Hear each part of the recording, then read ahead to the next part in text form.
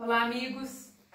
Recebemos agora aí a oportunidade de estar com vocês mais uma vez no nosso programa Caminho da Regeneração e está sempre disponível na grade online e offline da Rádio Boa Nova e também no nosso canal YouTube da Editora do Fogo, contando sempre com a presença do médium e escritor Samuel Gomes. E aí, amigo? Tudo jóia? Uai, estamos aqui pelejando, né?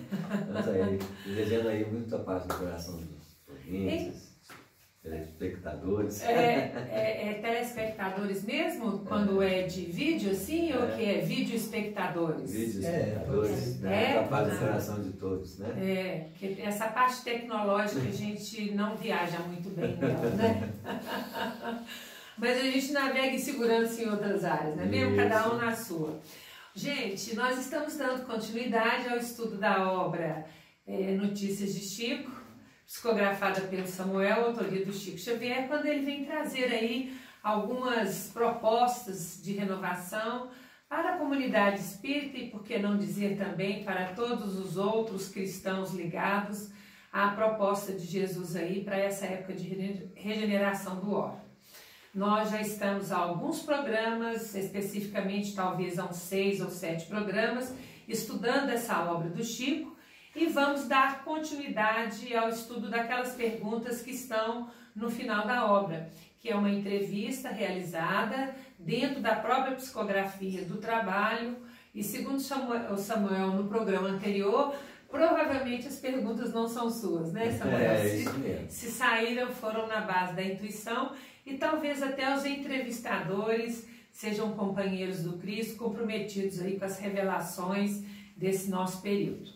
Nós, semana passada, fizemos o estudo até a pergunta número 20 e hoje nós vamos começar com a 22, que de certa forma está ligada à última pergunta do programa anterior, no que diz respeito à presença do Cristo em nosso orbe. Só uma interessante, né?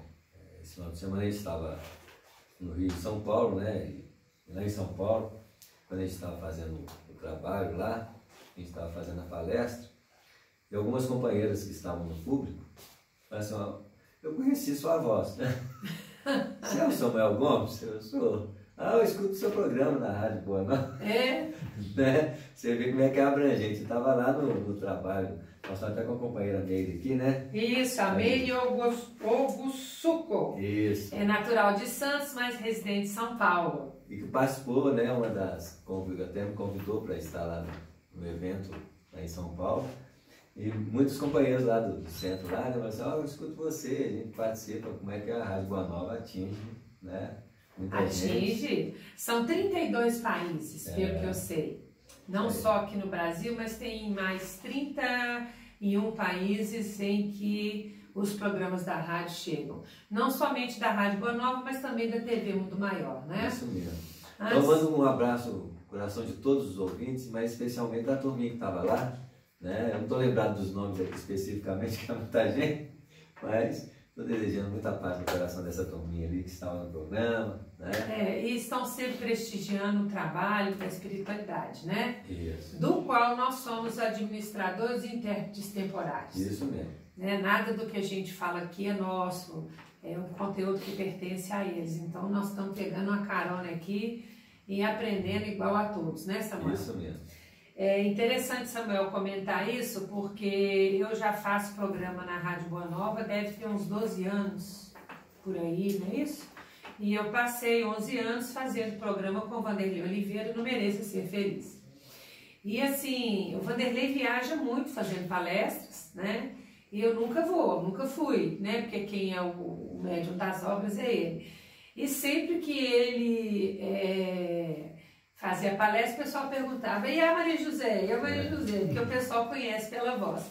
E tem mais ou menos um mês que eu estive num evento da Aliança Espírita Brasileira, lá em São Paulo, e na hora que eu comecei a fazer a palestra, no final, vários vieram me perguntar: você é a Maria José lá da rádio? Eu falei: sou eu mesma. Então, assim, interessante como que a gente acessa, né, os nossos ouvintes e leitores aí da Editora do Fogo E é muito gostoso, né, Samuel? Esse reencontro de almas que a gente faz. Não estamos aí no dia a dia das casas espíritas, no dia a dia dos nossos ouvintes e as pessoas que assistem os nossos vídeos no canal YouTube, mas estamos, de alguma forma, participando indiretamente e agradecemos a vocês por essa oportunidade, né? Muito bem. Então vamos lá. Samuel, aqui na pergunta 20, fala ainda da questão da aproximação de Jesus da realidade da vida na Terra, tá? Eu vou fazer a pergunta, vou ler um textinho pequeno e passo para você comentar. Podemos esperar uma maior aproximação de Jesus da Terra regenerada? E o Chico responde: não tenho condições espirituais para dizer algo do divino amigo. Sou um espírito em luta com minhas imperfeições e incapaz de representar sua mensagem celestial. Disponibilizo meu pequeno e singelo esforço à afeição das sementes de mostarda relacionadas em seu evangelho. O que posso afirmar com certeza é que ele sempre esteve próximo e se fará cada vez mais íntimo à medida que fizermos a nossa parte para merecer sua presença. Quando resolvermos galgar a subida de uma montanha, os que se encontram em seu pico convivem mais conosco. Você vê, né? Na medida que nós vamos melhorando, nós vamos ter melhores presenças, né? Melhores companhias. E é lógico, inclusive, do Jesus. Qualquer razão, o que nos impede de estar com Jesus? Muitas vezes as pessoas têm dificuldades, por exemplo, é lógico que a gente tem que usar sempre o bom senso e a lógica, né? Alguém fala assim, recebeu uma mensagem de Jesus. Para Jesus não é difícil mandar mensagem. O potencial mental dele, onde ele está, ele manda mensagem para... Seria limitação nossa compreender que Jesus teria alguma dificuldade de mandar uma mensagem para a Terra, né? É verdade. O problema é nós que temos dificuldade em aceitar que podemos receber uma mensagem de Jesus. Mas a gente também tem uma falhazinha de software, né? Aqui dentro a gente meio que tem um programa que não é muito versátil a esse ponto. Mas imagina imagina se nós teríamos dificuldade de conversar com Jesus. Eu acho que mesmo que a pessoa fale assim, recebeu a mensagem de Jesus, ele teria dificuldade, ele mesmo. Porque como movimento de intercâmbio, ele projeta muito ego, as pessoas pensam assim, o cara recebeu a mensagem de Jesus, ele já é espírito puro. Não, para começar, ninguém vai acreditar que ele é Jesus, já de cara. Jesus até fala assim, eu não posso nem mandar mensagem. Ninguém vai acreditar em mim. As próprias pessoas vão ter dificuldade disso. Por quê? Imagina, Deus, Jesus, tem alguma dificuldade de manifestar entre nós? Não, nós é que pensamos assim, eu não tenho condições nenhuma de retratar Deus na Terra, né? Seria, você vê, como nós podemos separar toda a expressão divina do Cristo com o próprio Deus? Sendo que a própria expressão das pessoas religiosamente falava que Jesus era Deus. Não é que Jesus era Deus, Jesus era intérprete de Deus, médium de Deus. Isso quer dizer que todo o Evangelho, praticamente, nós não podemos separar o conteúdo divino de Deus e de Jesus. O Evangelho, na sua pureza mais profunda, é uma mensagem de Deus. Mas aí você fala assim, Deus... gente, Jesus é a representação de Deus na Terra. Com toda certeza. E nós somos uma expressão pequena de Deus. Então, tem uma questão no livro do Consolador, que o Emmanuel retrata mais ou menos, quando fizeram a pergunta para ele, sobre o que era o verbo, na expressão do Evangelho de João. E é interessante que o Emmanuel fala assim, tudo é manifestação do verbo divino na vida. Das pequenas partículas às expressões menores da evolução, tudo fala de Deus. Mas, para a Terra, o ser que mais expressou a divina presença foi Jesus. Então, quer dizer o seguinte, Deus manifesta, então, toda a mensagem no fundo é de Deus. Todos nós somos médios de Deus. Todos nós somos médios de Jesus. Quando o Espírito Nobre fala, vamos pegar o Alexandre no livro missionários da luz. Toda a expressão nobre de sensibilização que nós escutamos pode até ser intermediada por Alexandre. Mas eu garanto que ali tem a mensagem de Jesus. Ele é médio de Jesus quando ele retrata ensinamentos nesse nível, né? Mas ainda bem que o Alexandre, ele não tem a pretensão de dizer assim, gente, eu estou sendo intérprete de Jesus aqui, porque esse que é o nosso problema. É verdade. Quando nós assumimos essa personificação de sermos intérpretes do Cristo, qual que é a intenção que nós estamos fazendo?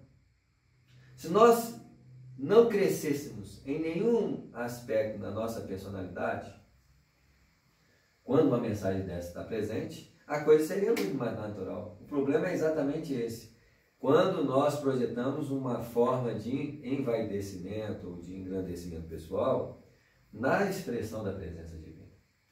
Mas isso é mais uma complicação que a gente já carrega, né, da nossa própria construção nos milênios aí da existência, do que da impossibilidade dessa comunicação existir.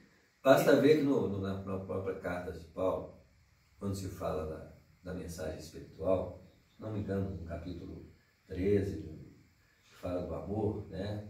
Que o símbolo. Sim. Aí no final ele vai dizer assim, tudo é uma mensagem só. O Espírito é um só. Uns falam profeticamente, outros, né? Ele vai tecendo, interpretam. Aí ele fala assim, mas o Espírito é um só. Isso quer dizer o seguinte, toda a mensagem espiritual do universo é de Deus. Nasce do coração de Deus. Não é assim? Cujos intermediários são apenas canais dessa manifestação. Então, eu posso dizer com naturalidade que a mensagem espiritual da doutrina espírita, ela é de Deus e de Jesus. Assim como das demais religiões também. Isso. Mas a gente, como a gente briga, a gente gosta dessa autovalorização, né? Lógico, se o verbo divino está em tudo, a mensagem até do obsessor, que fala das condições da obsessão, está falando da visão espiritual que aquilo representa. Na verdade, nós somos crianças espirituais, né, Samuel? A gente já tem essa convicção, nós estamos, assim, nos preparando para sair da infância espiritual na Terra para encarar aí uma adolescência, uma maturidade durante esse período da regeneração. Agora, Samuel, em algum dos nossos programas aí para trás, eu não sei que ligada a que obra, porque eu misturo um pouco os assuntos de um livro com o outro. Então, se você também não souber responder, não tem problema também não, porque quando começa a fazer muito livro, a gente fica assim. Eu não sei se numa conversa informal, num dos nossos programas, você comentou que quando a Terra chegar num determinado estágio evolutivo, a presença direta do Cristo não será mais necessária. E que ele vai delegar a governança do orbe àqueles seus assessores diretos. Lembra que você falou isso comigo uma vez? Isso. Então, essa questão do Cristo estar cada vez mais próximo, mas delegar a governança do orbe a esses espíritos que estão assessorando a ele diretamente desde sempre, como é que ficaria a combinação dessas duas informações? Você vê, né? Na medida que nós vamos crescendo, o que acontece com as obrigações maternas e paternas? Um bebê, quando nasce, ele precisa praticamente de 100% da presença do cuidador. Quando ele vai crescendo como criança, o cuidador, ou a mãe, ou o pai, quem quer que está diretamente na responsabilidade, ele está presente, mas ele já começa a ter espaços de divisões de responsabilidade. Quando uma criança vai para uma escola, é como se os pais depositassem nas mãos dos professores a responsabilidade de conduzir indiretamente o desenvolvimento da criança. Pelo menos por um período. Isso. Mas quanto mais a criança cresce, mais responsáveis existem nessa condição em que os pais e as mães começam a fazer o quê? Um certo afastamento. Não, e até dar a próprio filho a autorresponsabilidade de... Quando chega nesse padrão em que a criança vira adulto, qual que é o padrão de relacionamento entre eles? Eu sei que é a mãe. Não é uma codependência. Mas aquele papel de mãe, assim, a fé, né? Mãe. Por quê? Você está falando que as mães são o quê? Peraí, Quer deixa eu dizer que defender aqui. as expressões maternas das necessidades é uma. Tá, Imagina a criança quando vê a mãe, né? Aquela coisa extremamente viva. sei. Mas o cara de 40 anos, quando vê a mãe, já não vê a mãe assim. Ah, tá. Tá Não claro? é o centro das suas atenções. Não é aquele sentimento mais de dependência, assim, já essencial. olha pra. A mãe já passa a ser uma companheira. De igual para igual. Isso. Quando já não há uma troca em que a mãe que se. Oh, meu filho! Aí a mãe já começa a ter o filho diferente. Mostrando que esses padrões de relações e dependências, elas vão mudando. Não tem como eu chegar lá na manhã e olhar o Cristo como irmão. Porque o Cristo já falou isso, né? Eu já não vos chamo servo, eu vos chamo amigos. Por quê? Ele não foi papo de achar que eu sou guru. O potencial de vocês é igual ao meu. Vocês têm que ser como eu. Agora imagina quando você vai crescendo espiritualmente, né? Vamos dizer que o planeta Terra entra no mundo de regeneração. Uma das condições que o planeta vai oferecer aos habitantes do planeta é que ele não fica mais circunscrito a um planeta. Nós vamos ter, apesar, né? Antigamente o cara vivia num continente. Vivia só ali. Falar de viagem, aí que surgiu os barcos. Imagina quando surgiu os barcos. Quem viajava para outros continentes? Era a população? Não. É quem tinha recursos. Exploradores, né? Assim o rei mandava lá, né? Até começaram a criar as viagens. Tá seguro viajar? Não vai ser engolido no meio do mar. Nem vai cair na beirada da terra, né? Que é quadrada. Pelo contrário, tem gente lá. Aí começaram, então, deve ter alguém que fala assim, eu vou explorar, vou criar um barco o quê? De viagem. Imagina, não tinha avião.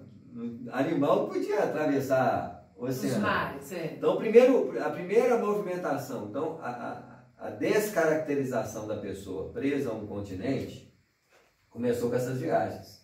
A ponto de chegar um tempo em que os italianos, por exemplo, tendo dificuldades de sobrevivência na Europa, veio para onde? Para o Brasil. Brasil, África, sei lá. Para todo lado. Assim. Então, aí começou, apesar das diferenças étnicas que existem, não é assim? Sim. É muito difícil hoje você relacionar a defesa étnica para um padrão de espiritualidade.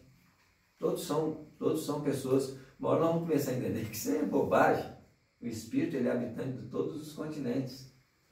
Não existe separatividade, eu sou americano, eu sou isso. Isso é porque nós ainda somos inferiores. Nós ainda estamos com essa... Mas hoje as pessoas têm pessoas de todas as etnias no mundo inteiro. É uma bobagem o americano falar assim, só americano você não. Quantos americanos existem na Europa e quantos americanos existem em todos os países? Filhos de americanos. Rompendo essas barreiras. E viajar entre o mundo é uma coisa muito... Vai ser uma coisa do futuro. Uma coisa natural hoje. Viajar entre continentes. Hoje você vai... Antigamente era chique, né? Viajar para a Europa. Hoje é quase natural. Não é assim? É verdade. Agora, no início também vai ser assim, ó. Parece que eu sou do planeta Terra e você é de Marte. A nossa sorte é que os marcianos, os espíritos superiores, não têm preconceito. Não tem preconceito. Chegou um terreno, hein? Chegou. Não é assim? Isso é coisa de espírito brega agora. Não é assim? Os espíritos, eles vão viver interplanetariamente. E nesse caso aí, a figura do Cristo passa a ser o Cristo dos outros Cristos com os quais nós vamos conviver. Porque se o pai deixa a maturidade acontecer, para que as crianças virem adultos, quem vai governar o planeta Terra? Não é Cristo mais não, gente. Tem espíritos de hierarquia. São co-cristos. Tem espíritos de hierarquias aqui que vão ser o governador do planeta sem precisar de Cristo, gente. Cada vez mais nós assolamos uma visão de mundo mais ampla, mais dinâmica. Ali é porque era o início. Pronto. Depois de muda. Aí você fala assim, esse governador do planeta parece até um Cristo, né? Já está a representatividade de Cristo que nos cabe. Inclusive se habilitando a ser Cristo em outros orbes de evolução menor. E nós sem essa dependência, é Cristo, é o nosso irmão. Nós vamos ter uma visão mais ampla, né? A Meire, que está nos visitando aqui, né, da cidade de São Paulo, ela é natural de Santos, Meire Ogusuko, não é isso, Meire? Isso. Ela quer fazer uma pergunta aqui para o Samuel. Vamos lá, Meire. Então, na verdade, eu queria falar uma colocação minha. Sim. Então, quando a gente desenvolver mais o amor mesmo, a gente vai estar se aproximando do Cristo, né? Não que ele vai se aproximar de nós, na minha visão. Isso. Ele está presente, mas a gente não tem condições devido ao orgulho, ao egoísmo, nós estamos blindados a sentir a presença dele. Isso mesmo. Agora, nós temos que ver aqui com o nosso técnico aqui se a gente repete a colocação dela, né?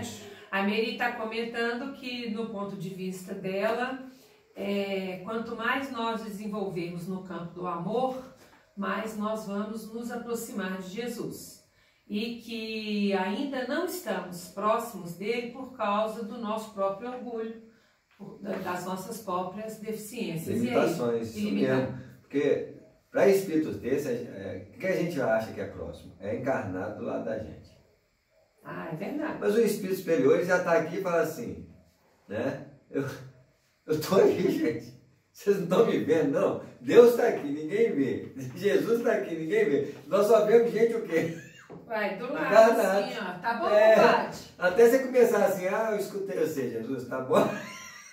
Tá ótimo. Agora que eu estou entendendo, né? Não, e é perigoso a gente escutar Jesus e falar assim, sem invenção da minha cabeça. Para você ver, né? Vamos pegar um exemplo muito típico de uma pessoa que teve participação muito próxima de Jesus, porque ele estava presente, não só Jesus, o próprio Estevão. Sim, irmão da Abigail. Paulo de Tarso. Paulo de Tarso, quantas vezes ele estava com Jesus? Ele desdobrava ali, Jesus estava do lado dele, conversava com ele. Mas a gente fala assim, pode estar sendo um médico extraordinário, provavelmente desenvolveu muita mediunidade com as pancadas que ele recebeu, a sensibilidade que ele desenvolveu, não é assim? Mas muitas das impressões orientadas, ou era o Estevão, ou era o próprio Jesus que aparecia para ele. Mas aí muitos médicos podem ter Jesus, não, mas isso é uma projeção misericordiosa de alguém que projetou a imagem de Jesus para me ver. Pra quê? Nós nunca nos achamos merecedores de tal bênção. Essa não achar merecedores é o orgulho à avessa. Ele tem o orgulho de achar extremamente merecedor e achar que é grande demais. E tem o orgulho às avessas que acha que não vale nada. Com naturalidade nós vamos começar que nós somos permeadores do pensamento divino e que não tem problema nenhum a gente trazer uma mensagem, né? Quando as pessoas criticam aí, você recebeu o André Luiz, recebeu isso, gente, recebeu o Lucas. Para esses espíritos não há dificuldade nenhuma de mandar mensagem. E as barreiras são nossas. Isso, nossa, de gente que acha que não é merecedor, que acha que nós... E não tem vantagem. Gente, eu recebi uma obra do Lucas. O que eu ganhei com isso? Eu ganhei o quê só porque a obra de Lucas? Nossa, você é médio especial. Olha a bobagem que a gente fica se alimentando. Não tem... Médio especial por quê? Quanto maior é a evolução dos espíritos, menos dificuldades eles têm de trazer mensagens para nós.